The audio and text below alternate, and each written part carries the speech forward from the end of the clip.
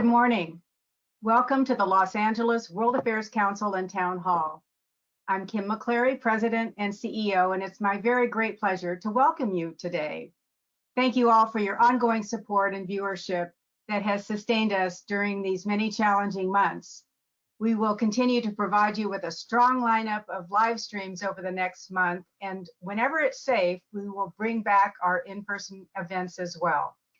For those of you who would like to submit questions to our speakers today, there's a control panel on the right-hand side of your screen where you can type in your questions. Jessica Dugandzic, our Vice President of Events, will be managing your questions during the Q&A portion of today's program. That should start in about 30 minutes. It is now my great pleasure to introduce today's program, Assessing Climate Policy from Domestic Challenges to Geopolitical Solutions, with Samantha Gross, who is a fellow and director of Energy Security and Climate Initiative at the Brookings Institution. Today's program will be moderated by our own Vice President, Jessica Dugandzic. Jessica, I'm so glad you're jumping in to moderate today. Thank you so much. We're so appreciative that Samantha is calling in from Berlin. Perfect. So let me turn this over to you and Samantha. Wonderful. Thank you so much, Samantha. Thank you so much for joining us from Berlin. We are honored to have you here. My pleasure. As you can see, it's a little bit darker here, but we have mood lighting. I like it. I like it. Just to kind of get started on this, can you give us a bit of background on the work that you're doing at Brookings? We hosted General John Allen last fall, and he mentioned that Brookings is really focusing on climate change and these energy initiatives. And so I wonder if you could just speak to us a little bit about the work that you're doing there. Absolutely. So the work that I focus on, I'm an engineer by training. I'm a little bit unusual in this job. And my work focuses on the intersection of environment, energy, and policy. And so really that all comes together in the world of climate change. And that's the issue that I spend most of my time on. I think a lot about policies to deal with climate change, about the geopolitical implications of a changing energy system and a changing climate.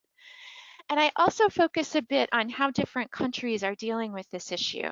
Right now, I'm actually sitting in Berlin. I'm a visiting transatlantic fellow with the Bosch Academy.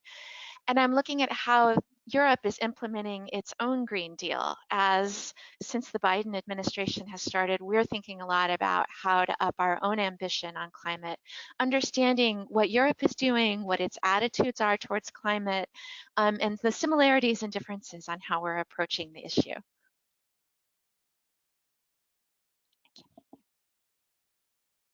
I'm so used to muting when I'm not speaking that I'll have to get used to staying on.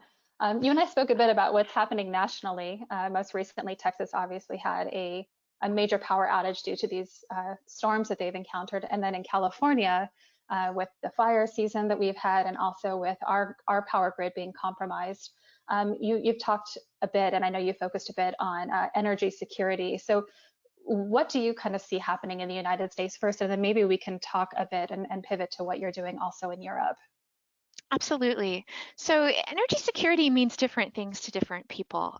Politically in the United States, we sometimes talk about energy independence, which is a term I just hate. I prefer interdependence as our term.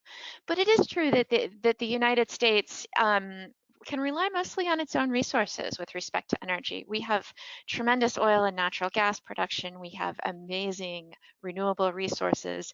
And so the United States is in a good position with respect to energy security. But you hear all this and you're like, how did one of the energy capitals of the world, Texas, have a huge blackout recently? And that all comes down to regulation and infrastructure.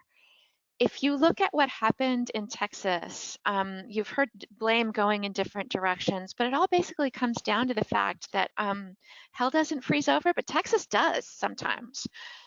But Texas didn't have its entire energy system winterized. It wasn't prepared for that kind of cold. And so everything froze. It wasn't just the wind turbines that froze. Natural gas plants froze. Natural gas lines that had a bit of water in them, they froze. And so everything just went down because it wasn't properly winterized. They see those conditions all the time in, say, Minnesota, but their electricity system doesn't shut down. But Texas wasn't prepared for this. And so you say it was cold. What does this have to do with climate? But it actually does, because the polar vortex that we're seeing happening more often in the Midwest and even further south becomes more likely in a changing climate. You see the jet stream dipping down and bringing Arctic temperatures further and further south. Even though it was cold, it is actually likely related at least to climate change. The fires in California, same thing. Those dry conditions are more likely because of climate change. And so what we're seeing is we don't just need a lower carbon energy system, we also need a more resilient energy system. Texas clearly needs to winterize its power system. California is moving in the direction of rather than leaving lines energized, doing short blackouts, coming up with a system that's more resilient to fire so they don't have to do those blackouts to prevent fires coming from power lines. There's a lot of things that we need to do that are more about resilience and adaptation to a changing climate, in addition to the system changes and emissions reductions that we're trying to get to minimize the amount of climate change that we see. Are there green resources, or are there going to be green options that are going to prevent the issues that we have in California? A lot of people are concerned that, you know, they want to move to more electric cars, which would be more reliant on our power grid, which is already compromised. So what is the expectation for countries to be able, or states to be able to address those increased energy needs, not relying on fossil fuels, if we're going to migrate to that? So if you could speak about that a bit. Absolutely. There's I've done some work recently. I've spent some time over the past several months looking at sectors which are difficult to decarbonize, which is something we can talk about in a minute if you'd like. But I actually kind of changed my opinion about what makes something different to decarbonize. And instead of just thinking about the technical factors, I also started thinking more about the social factors. And when you think about an energy system that's more based on renewables, it has a different shape than the system we have now. Right now, what we do is we move the energy source around, be that coal or natural gas or oil, to where it's needed. Whereas an energy system more based on renewable electricity involves making that electricity where the resource is good, where it's windy or where it's sunny or where you have good geothermal resources, or where there are nuclear power plants, frankly. And then moving that electricity to where it's needed, because those good places for supply are not necessarily near demand. And so we not only do we need a lot of new generation that's not based on fossil fuels, but we also need a lot of transmission to move that electricity to areas where demand is, mostly cities. And something that I've seen in a bit of my work is that's actually really hard to do. A lot of people are very happy about renewable power in the aggregate. You say, do you like wind and solar? And everybody says, sure, it's fantastic. But then do you say, do you want a wind farm or a solar farm built near your home? And the answer is often no, for any number of reasons. Do you want a high voltage transmission line built near your property? No.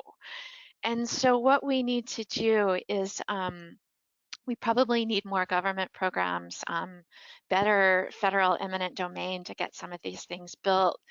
But at least as importantly, we need to help people understand why we need these and why they're good for them. A good example is I grew up in a really rural area of Illinois, and there was a proposed high voltage transmission line there. And that line is intended to take wind power from, I believe, Kansas, through Missouri, through Illinois, into Indiana, and then hooking into the East Coast grid. Like, great, you're taking wind power from the plains to East Coast demand centers. What's not to like? But that transmission line has been very, very unpopular. Even in the area where I live, where frankly that line would be going through corn and soybean fields. But people are saying that line doesn't benefit me. How is this good for me? Why should I let you take part of my land, or why should I sell you part of my land to build this? And so we need to help people understand why this infrastructure benefits them, that dealing with climate change benefits everyone, and that all of us are dealing with the effects of climate change right now. You know, if you look at the area where I grew up, where it's rural and based on farming, they had horrible floods over the past couple of years. Could it be climate change? And so these are the kinds of things we need to connect these issues for people and help them understand how these changes benefit them.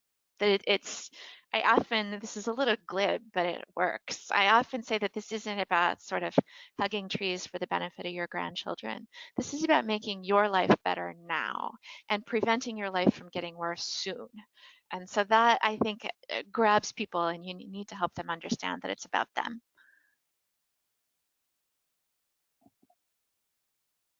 I'll get used to that eventually. As you mentioned, this is a global issue. So Europe is also facing energy challenges. I know you're joining us from Berlin. We took a delegation there in the end of 2019 before the whole world closed down. Can you speak a little bit about what Germany is encountering? I know they're closing down nuclear plants and they're trying to pivot their energy policy, whereas you have France next door, which is still very pro-nuclear. Can you kind of talk about what's going on in Europe with their energy plans? Absolutely. And I'll start by talking about Germany. Your timing is fantastic with that question, because I gave a presentation yesterday to my colleges at the Bosch Academy and the Bosch Stiftung, the foundation, about the differences in policy and attitude on climate between the US and Germany, and the US in the EU on different issues. And nuclear is a big one. But I think I'll step back a second and point out that there's a real ideological purity around climate change and renewables here in Germany that you don't see in the States. Most Americans, I think, are like, give me a solution that deals with emissions and works. And it's not universal. There are definitely some who are like, renewables are best. But I think by and large, American policy is like, we need, you know, if it's low carbon, we're interested in it. We need an all of the above strategy. You need more than one tool to fix the problem. Whereas here in Germany, the focus is really on renewables. And so it eliminates, and Germany is basically eliminating a couple of technologies that could be really useful in their quest for some very serious emissions reductions. One of those technologies is nuclear. It, to use a German-American word, is just verboten here. The public is incredibly opposed to nuclear power. The general attitude is they definitely don't want nuclear power in Germany, but there are some politicians here that are also trying to get nuclear power out of Europe, which will be a more difficult thing, as you described with the French next door. But the attitude towards nuclear power is very negative here. Whereas I feel like in the States, we're never going to build another large stick-built nuclear plant in the States. They're too expensive. Westinghouse went out of business recently by a couple of nuclear plants that went incredibly over budget in the United States. And so no one's going to go there again. But the United States is very seriously looking at technology to, rather than stick build huge nuclear reactors, manufacture smaller ones that will be less expensive, safer, produce less waste. And so the US is totally not abandoning nuclear power. Another issue that's completely different in the US than here in Germany is carbon capture and storage. The US has a really significant fossil fuel industry, as we talked about earlier. And so I think Americans are just a little more comfortable with underground. They, you know, we're a little more used to that. Whereas Germans are not comfortable taking out of or putting anything into the subsurface. And so they're really uncomfortable with carbon capture and storage, which eliminates a lot of technologies for them. And a lot of technologies where green electricity can't be used directly. Using fossil fuels combined with carbon capture and storage can be a good solution, but they're not going there here. And so in the US, everyone I talk to is like, we have all these different pathways we can take with various advantages and disadvantages, where I feel like, particularly in Germany, they're really focused on one pathway, and it's that way or bust. The other thing that's really interesting here right now is they're focused on some different policy tools than we have. The European emissions trading system has been in operation here since 2005. And there were some bumps along the road. There was a long time where they had too many allowances in the system. And so the allowances were dirt cheap and weren't really doing much to eliminate emissions. But 15 years later, they've kind of gotten the hang of it. And they're very focused on carbon pricing and emissions trading as the core of their policy. Whereas in the US, it's going to be really hard to get a carbon price through the Congress that we have right now. And that's something else we can talk about. Yeah. But so we're more focused on regulation and carrots for industry, tax breaks, R&D, and investment funding, that sort of thing. But so the US and Europe are doing this differently, and it's putting us on a collision course in certain parts of policy. So we're all trying to go the same direction, but we're taking different paths and using different policies. Yeah, and you mentioned Congress. I mean, this has been a priority of the Biden administration. They are really, it was something that he ran on. So, I mean, he's kind of in a bind here. He's trying to obviously move things forward. He has, different segments of his base that are in supportive of climate change policies, others that are not. Can you talk a little bit about what you see the Biden administration doing to respond to these concerns? Absolutely. President Biden really is in a bind. I do not envy his position. And the reason why is he cares about climate a lot, and he's doing a lot of great things. One of the most important things is putting in place throughout the executive branch people who really understand and care about the climate and have the tools to do something about it.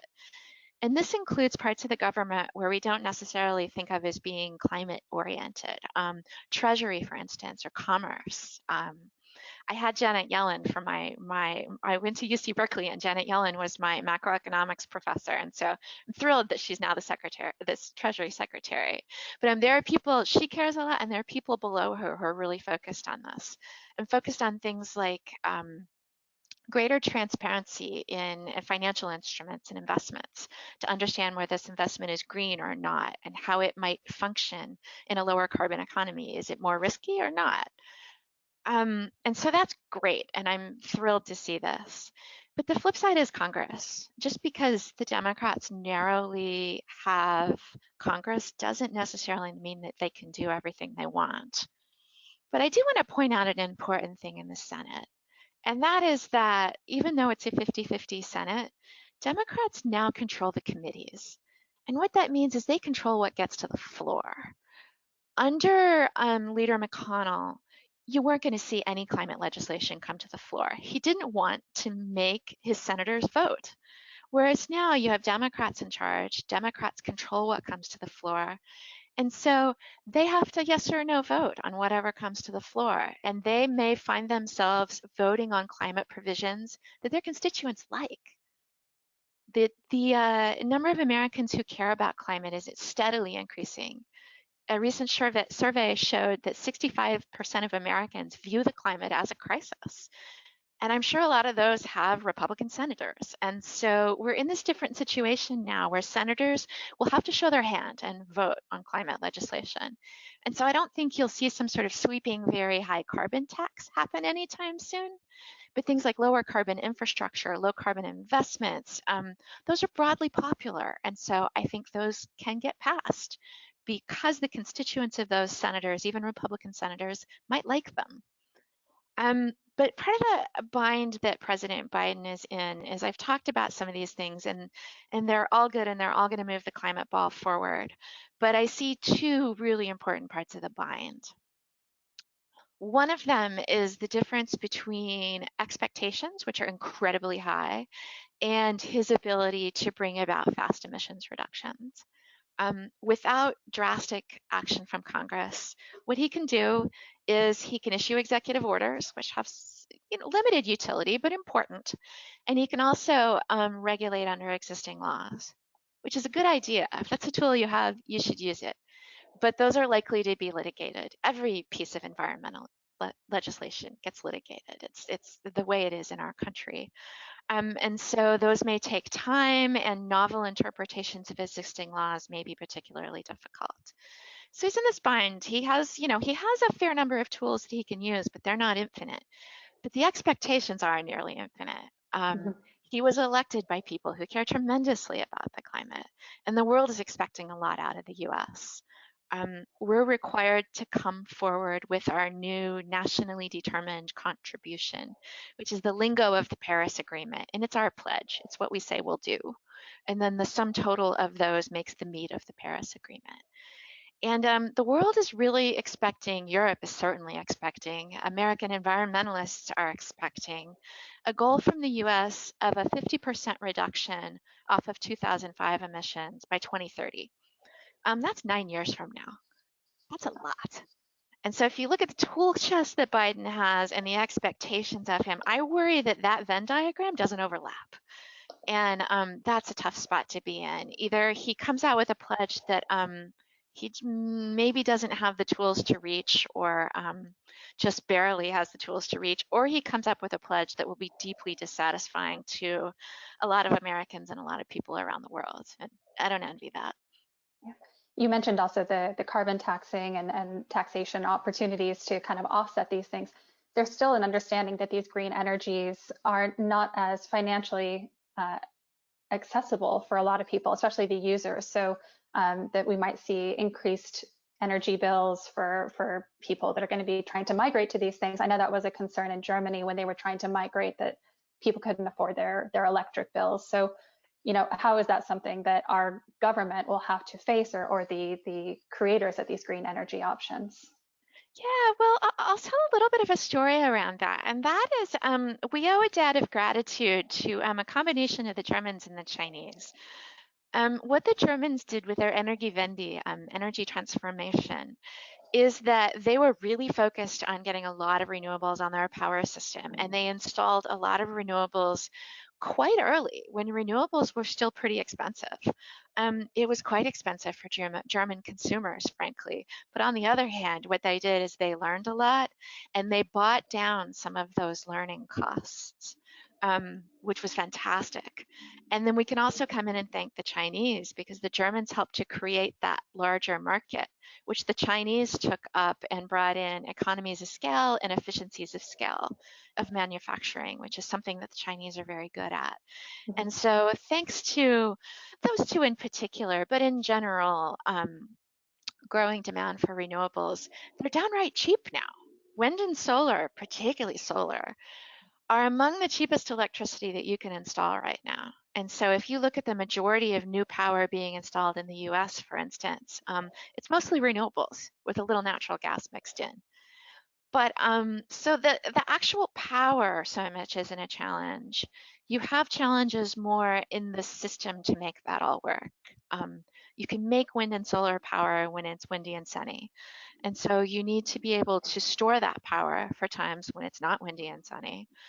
And you also need to put in place all the infrastructure to deliver that power, as we talked about earlier. And that definitely costs money.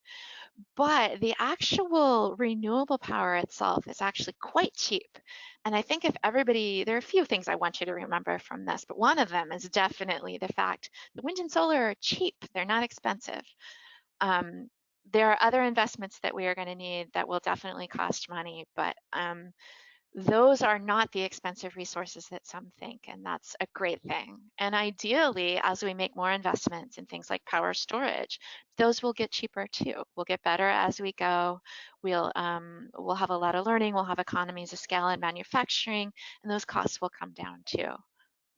Thank you. Russia is still a major provider of energy in a lot of European countries, and as much as the U.S. would like to step in and take that over, it's geographically, it's not entirely possible. Can you talk about the security concerns you foresee with this energy relationship? The relationship with Russia is tricky, and I tell you, I'm sitting at like the epicenter of the geopolitical discussion about Russia and the energy world. You absolutely cannot turn around right now without someone talking about the Nord Stream 2 pipeline. And for those who haven't heard enough about it, I can tell you briefly what it is. It's basically a new piece of pipe that's designed to bring Russian natural gas directly into Germany. But the US problem with that, and the problem with some other Europeans, is that what it does is it bypasses Ukraine. We know that the Russians and the Ukrainians have been at war for a while, at least quietly. And the Russians would very much like to not have all their gas come through Ukraine. But this is a real problem for Ukraine, Ukraine's energy security, and Ukraine's economy. And so this is a real challenge for them. And this is the reason why the US is vehemently opposed to the Nord Stream 2 pipeline. There's an attitude amongst some in Europe, particularly during the Trump administration, that our opposition to that pipeline was about the US wanting to sell more liquefied natural gas to Europe. And I can assure you that that's not the reason. President Trump may have thought that was the reason because he's kind of a transactional thinker. But even during the Trump administration, if you talk to folks in the Department of State and other places in government, they really understood that there were other important reasons to oppose the pipeline. But the pipeline is 96% done. And so could American sanctions stop the pipeline? Yes. Would it take actions that the US doesn't really want to take to stop that pipeline? Yeah, probably. And so this is another place in the energy space where President Biden is really in a pickle. Congress is very opposed to the pipeline. Other Europeans are opposed to the pipeline. The Germans are very important allies of ours, and they're very much in favor of it, which is somewhat at odds with their decarbonization goals. And when I ask people that question, I never get a good answer. But that pipeline is the geopolitical center of the debate around Russian security right now. And it's an ugly one. And I can't quite tell you how it will turn out. But strange times here, let me tell you. Yeah, for sure. I'm going to ask one more question, and then we're going to open it up to some questions from our audience. Sure. You've also recently argued that the US can return to credible climate leadership. Tell us more about why you think this is possible and what it will take. I do think this is possible. If you look at what happened during the Obama administration in the lead up to Paris, this is a really good example. And what happened during that time is the US and China at the end of 2014 got together and put their initial pledge for what became the Paris Agreement out at the same time together to show that these two countries were both behind that agreement. And it was really important to kickstarting that process that culminated in 2015 in Paris. And I think we can do that again. It's very interesting that the Chinese have reappointed Mr. Xi, and I won't butcher the rest of his name, apologies for that. But he was the interlocutor at that time, and they've reappointed him as their climate interlocutor. And so I think it signals that China wants to work with us a bit, and that we have relationships that can reestablish that US-Chinese leadership towards a strong pledge this time around in Paris. So that's one reason. Another reason is that to be credible abroad, we really need to have our ducks in a row at home. And I talked about that a little bit ago. It's challenging, but we're clearly working on it. We clearly have the personnel in place. President Biden, now that he's gotten the stimulus bill in place, is now turning to infrastructure and investment. And a lot of that is going to be green and is focused on green investment. And so that's another way that I think we can demonstrate our leadership abroad by showing that we're doing important things at home. And so I think that door is open to us. The world missed us while we were gone. And others have taken the leadership. China has done some good things. Europe is always in the lead on these things, but there's always a role for the US, and there's been a little bit of a hole since we've been gone. So I think President Biden is challenged, but is taking the right steps to try to fill that hole again.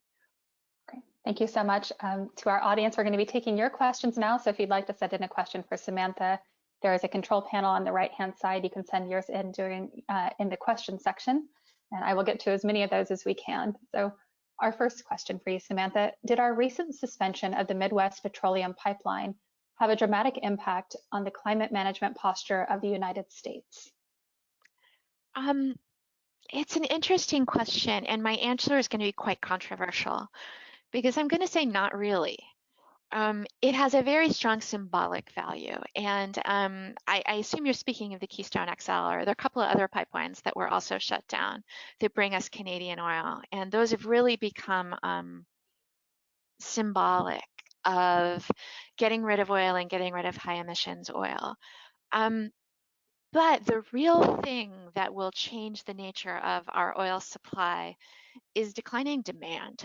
And so if it is symbolically important that those pipelines were shut down. But the flip side of that is if that oil just goes somewhere else, um, it really doesn't make a difference in overall global emissions. The idea that because those pipelines were shut down, the Canadians are just going to take their ball and go home was erroneous from the beginning. The thing that'll really make a difference is if we cut down on demand. So then you get into things like vehicle electrification and vehicle efficiency and a lot of things that we were doing, because that oil is not only high carbon, or it's not only high carbon, it's high cost. And so as we reduce demand, that's some of the first oil that goes. And so driving a smaller car, driving an electric car, driving an efficient car is a better way of personally dealing with climate change than opposing that pipeline. Thank you.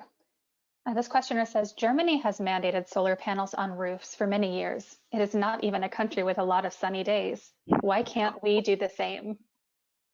You know, it's a great question, and it is true. I can vouch for the fact that Germany, or at least Berlin in the winter, is not sunny. So it is questionable how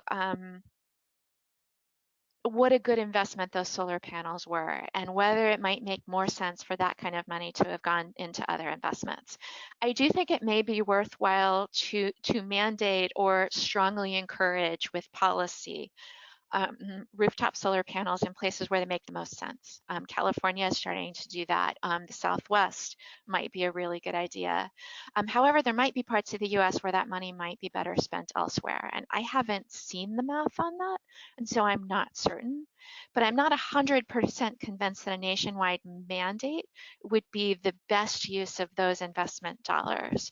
In some places, maybe that money might be better spent requiring heat pumps, for instance, so that you can electrify home heating. That might be, you might get more greenhouse gas reductions for your buck that way. So it depends. But yeah, I can vouch for the fact that Germany is not sunny in the winter. Experienced it firsthand. Thank you. And we had a follow-up question to that. Someone said, how is Germany planning to phase out lignite, which they said is an extremely dirty energy source? Yes. And also added, if there is opposition to transmission lines among Illinois farmers, opposition will be even higher in crowded Europe. Yes, all of those statements are true. A sad and challenging thing about the beginning of the German Energiewende is at the same time they were very focused on building out renewables. And it was costly, and it comes through to consumer bills here in a surcharge on your bill. So you can see exactly how costly it is because it's a line item on your bill every month. But at the same time, they were phasing out nuclear power. And so they had a system that was a combination of very dirty coal and renewables. And so they weren't actually seeing declining emissions despite those very strong investments in renewables because they were backed up by coal. They're very focused on phasing out coal now, primarily in the north of Germany. And so it's they're doing a lot, they're encountering a lot of the same problems that we're encountering in like Wyoming and West Virginia. Excuse me, how do you phase out this industry while not phasing out its workers? How do you provide economic development, jobs, pensions to people who are working in that industry? And they're facing those challenges right now. But they are serious about doing it. I can't remember what the timeline is for phasing out coal, but it's soon. And they're focused on it. And they're also focused on making sure that the workers there understand that this is happening and are working on alternative economic development for those areas. And so that's really important. What was the second half of the question? I didn't write it Just down. highlighting the transmission lines through Illinois and how much more difficult it'll be in Europe. There's no question. The one and they're talking about that in Europe too. How do we get the combination of public investment and just investment dollars or euros needed to build all that out. It's a really important question. But the one thing I will say is I think the public buy-in on the need for transformation is a bit higher here. And so that might help, but it's certainly a problem here as well as in rural Illinois where I'm from. This next questioner says, China was the biggest emitter of fossil fuel carbon dioxide, CO2 emissions, with a share of almost 30% of the world's total CO2 emissions that year. This was roughly twice the amount emitted by the second largest emitter, the United States. India is the third largest emitter. What kind of cooperation can we expect from China and India on this issue? Yeah, that's correct. All those numbers are correct. And China is very coal dependent. It uses a lot of coal in its power generation. It also uses coal in areas where in the United States or in Europe, we might use natural gas, like for petrochemical production even. And it's because coal is abundant and inexpensive there, and the Chinese economy really developed on the back of coal. The Chinese are coming forward with ambitious goals. They are saying that the US, the Europeans, the Japanese are pledging to reach net zero emissions by 2050.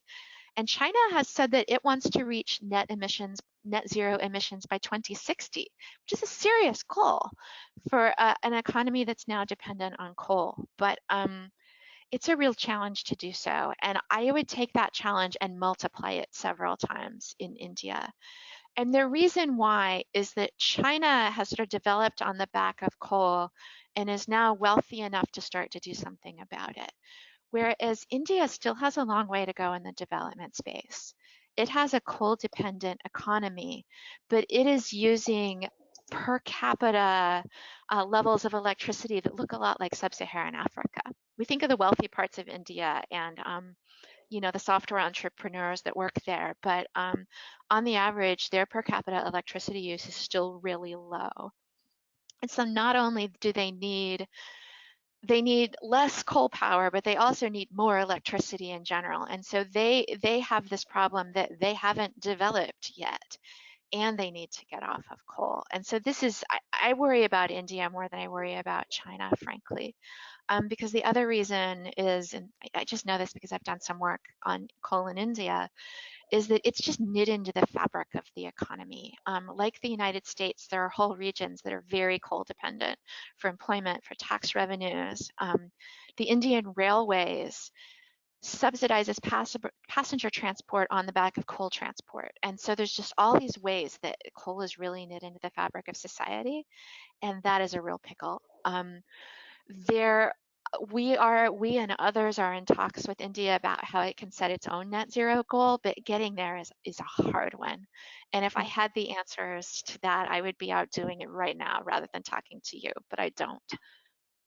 Thank you. You also mentioned Africa. I mean, what is being done there to help advance their energy grid or their energy access? Because it's still something that I know that many parts of sub-Saharan Africa are still struggling with. So what is the United States, what is Europe doing to help bring them forward as well? Yeah, just to throw out an idea, like we talk about climate change and reducing emissions, but we also have to remember that approaching 1 billion people in the world don't have access to modern energy at all. And so we don't just need lower carbon energy, we actually need more energy too. We need to raise the standard of living of those people as well. But I'm actually a little more optimistic about Africa. And the reason why is that there are places where there's less infrastructure in place and more opportunities for them to leapfrog. We hear about leapfrogging in terms of things like cell phones, for instance. You never build out landlines because you went straight to cellular. You could do a bit of this with energy as well, particularly in more remote areas where it may not make sense to build out a massive US-style grid. It may make much more sense for them to have smaller grids based on renewables rather than long-distance transmission. And so I think there are some opportunities there to get it right the first time that may not exist in some other parts of the world. And there are definitely aid agencies. USAID has its Power Africa program along with the rest of the US government, and there are programs sponsored by GIZ and others in Europe who are really focused on that. And so I'm actually reasonably optimistic about that. it's still a huge challenge, just a challenge of providing enough energy so that people can have a better standard of living. But for some reason, it seems a bit less of a challenge to me than India in some ways. Thank you. Is there anyone that's actually training people in Africa so that they can develop these energy opportunities, and so that it's not just from us coming in and helping them, but them actually learning it themselves and being able to build it out? Oh, certainly. There are homegrown energy technologies, energy companies. There are definitely Africans doing this kind of work. But one thing that we think of in terms of energy transition and the kinds of things that we need to do globally is the world needs a ton of investment. And there may be areas, and there certainly are areas, where the wealthy world needs to invest in the developing world. And some of these may end up being profitable investments over time, but they may be a little too risky for banks to take on. So this is the area where the international development institutions and then institutions like the World Bank and the other international development banks can really help with some concessionary finance to get this stuff built out. But there are definitely Africans working on African technology for Africa. And the thing that they need from us as much of anything is investment. Do US-China tensions undermine global efforts for climate change? Is there any world where the US and China could cooperate on climate change? I want to say yes. The US-China relationship has gotten a lot worse over the last 4 years. Just no question. We've all seen it happen. And the US and China really are geostrategic and geopolitical rivals, let's say. But the flip side of that is a changing climate harms everyone, and the Chinese do understand this. And I particularly think that the Chinese reappointing Mr. Xi as their interlocutor is important. Because that is somebody who has significant experience with Americans and with the particular Americans who are working on our climate policy. And so I kind of view that as a sign from China that they wanted to work with us. I also see the Biden administration approaching this as we have all these issues where we have rivalry in trade in the South China Sea. There's a long list of those. But you want to have something you can cooperate on. I mean, even the U.S. and the Russians during the Soviet Union days, we had things we cooperated on, and I think this is something that the U.S. and China can cooperate on. And our relationship is not nearly as bad as the American one with the Soviet Union back in the day. So I think we're looking for areas where we can get along, and I think this is one of them. I think our interests are aligned. We have people who know each other and know how to work together, and I'm optimistic on that. Thank you. What do you see as the effect on the Arab nations as the world moves away from oil-based energy? It's a tough one. If you look at, I particularly know the Gulf countries because I spent some time working in Saudi Arabia, and so I'll speak of those. But I think it's broadly true of countries who are focused on oil and gas production. Particularly in those Gulf countries, you have economies, they're rentier economies. They're based on distributing oil and gas wealth to the people. And that's sort of the basis of their economy and the basis of the legitimacy of their governments. And so when you think about them moving away from oil and gas, diversifying their economies, they basically need to change the relationship of the government with its people. And that is not an easy task. I mean, we talk a lot about the economic difficulties of finding and establishing new industries, particularly in countries where the government has been a really important part of the economy. And that's hard, but I think even harder is changing the understanding and attitudes of the populace and its relationships with its governments. In a lot of the wealthier Gulf states, very large percentage of citizens work for the government. And you have to remember that a lot of people who live there aren't citizens, they're guest workers. But among residents of countries like Kuwait or Qatar or Saudi Arabia, a large percentage of citizens there work for the government. And those are plum jobs. They're cushy, they pay well, and they're what kids want to do when they grow up. And so you think about how do you make that economy different? Well, you want more private industry. You want vibrant businesses doing all sorts of different things. We have to make those things what kids want to do when they grow up. And that is a bit of a challenge and a real change. And so it's not just the fundamental attributes of the economy that you have to change, but the attitudes of the people, and that's a tricky one. Thank you so much. Our next question is, what is carbon capture and storage? Oh, I'm happy to talk about that one. So when we think about fossil fuels, I'm an engineer, so I love a geeky question. When you think about fossil fuels, we typically burn them. That's what they're for.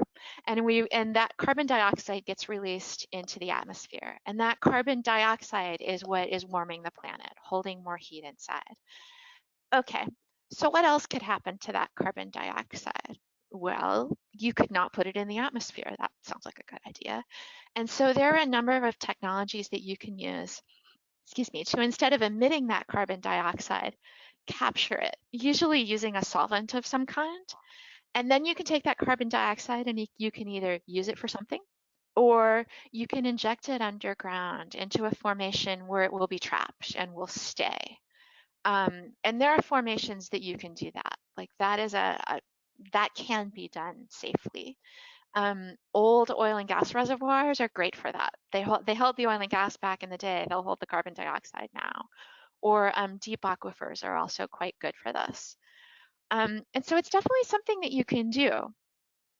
The problem is it comes with an energy penalty. As to capture that carbon dioxide instead of letting it just go up in smoke, it takes energy, and it takes energy to pull it out. It takes energy to compress it. It takes energy to inject it.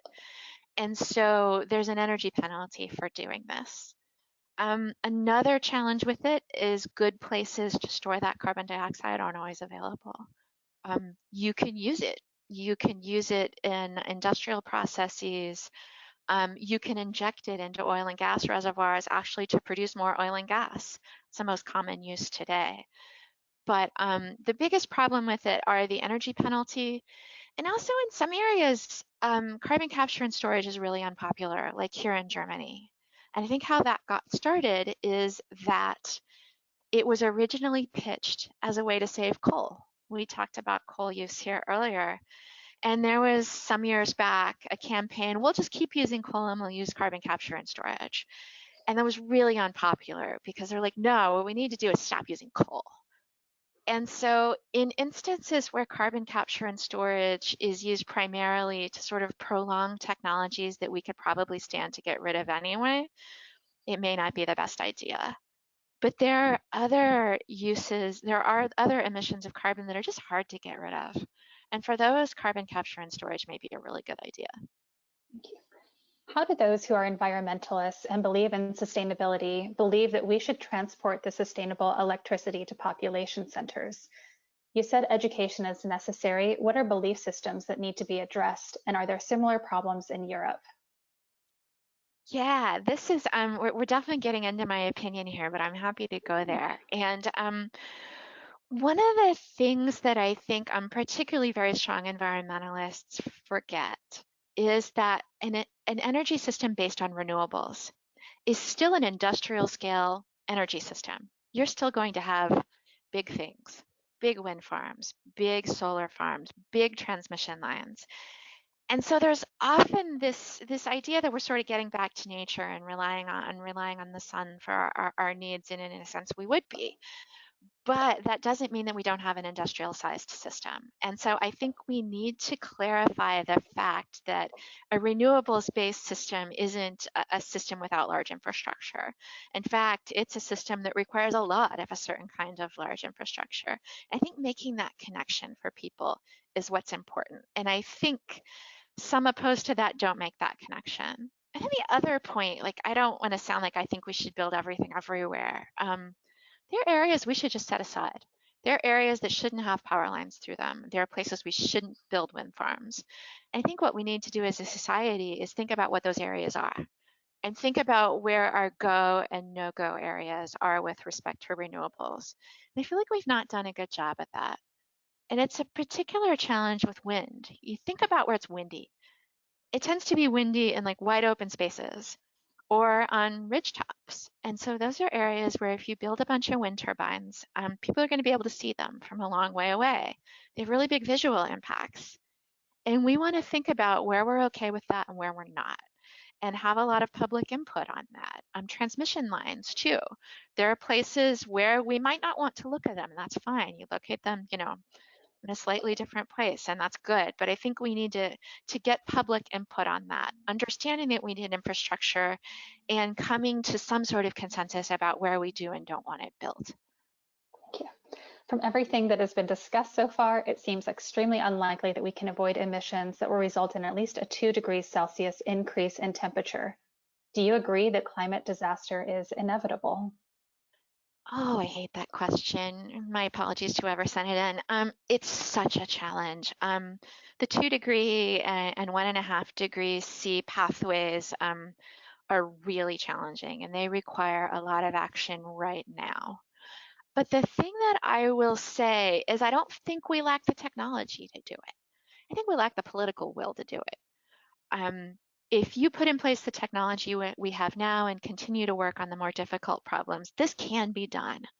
I was just speaking at an event earlier today with the president of the International Renewable Energy Association. He said the same thing. We don't lack technology, we lack political will.